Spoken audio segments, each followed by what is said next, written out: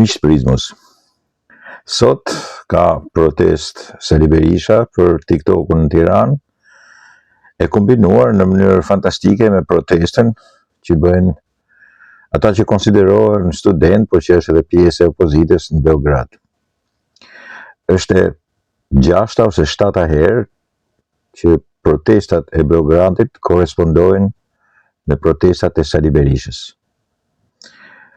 Dy të fundit ishin qarta fare, shumë afër me njëra tjetrën, dhe sigurisht që korrespondonin, dhe disa tjera kanë qenë më përpara. Ishte edhe një pjesë e protestave që i bësh edhe në kohën e Lulzim Bashës. Pse korrespondojnë edhe pse janë? Do mundohem që të jap përgjigjen jo shterruese. Atë përgjigje e cila sigurisht e shikon përcaktimin e protestës së Beogradit në fillim, sepse ata protestojnë, realisht edhe bëjnë protest. Në Tiranë nuk bëhet protest, thjesht i bëhet qefi Sali Berishës, por caktohet ajo dhe pastaj sigurisht caktohet dita e protestës në Tiranë.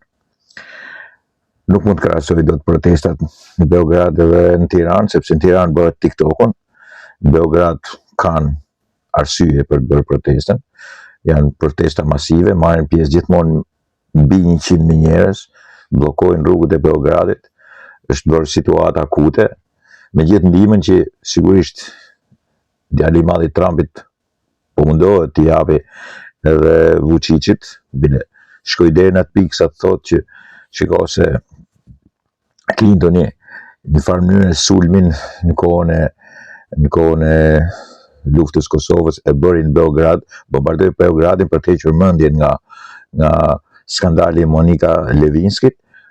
Ato protesta nuk ndalohen, po çfarë lidhje ka, pse caktohet, pse bën Berisha, pse kombinojnë të dyja bashkë. Që arsyeja për të kombinuar është për të marrë forcë protesta e Tiranës zë ndërkombëtar nga protesta e Beogradit. Gjithmonë Sali Berisha i ka parë të lidhura gjërat. Ka shitur gjithmonë patriotin e jashtëzakonshëm, edhe majmunët si në Prishtinë edhe në Tiranë e besojnë.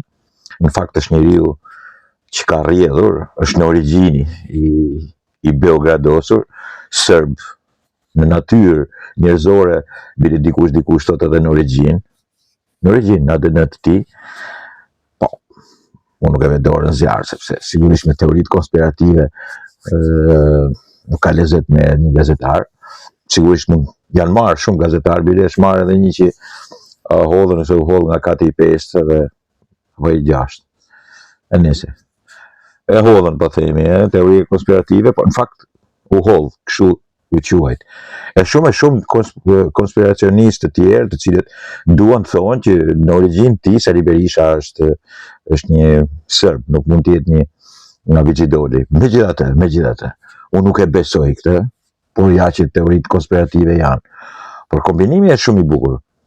Të marrësh forcë ti në Tiranë për TikTokun nga protestat e Beogradit, edhe të dalin në lajmet që po protestohet edhe në Tiranë për TikTokun, fjalën e lirë e cila barazohet me TikTokun, dhe në protestat e Beogradit, ku sigurisht kanë ditë që protestojnë edhe kanë arsyet e tyre të protestojnë, protestës e protestuesit, kanë arsyet e studentëve, kanë arsyet atyre njerëzve që vdiqin në stacionin e trenit, kanë shumë arsye për të autokracinë dhe regjimin e Vučićit e tjerë, edhe sigurisht TikTokun edhe shumë arsye që ka Sali Berisha për të rikthyer edhe një herë. Në të vërtetë, fytyrat e shëmtuara të vjetra të opozitës në Beograd nuk shihen. Këtu shifen Beograd, por duhet shitur nga Sali Berisha, sikur është në të vërtetë protestë popullore. Në të vërtetë është fytyra më e vjetër e politikës shqiptare i bie të jetë Sali Berisha, e cila shitet për fytyrën e re që duhet vinë pushtet, dhe normalisht pasaj futet në kuadrin e protestave të Beogradit. Nuk mund të qëndrojë dot një protestë e Shqipërisë jashtë protestës së Beogradit.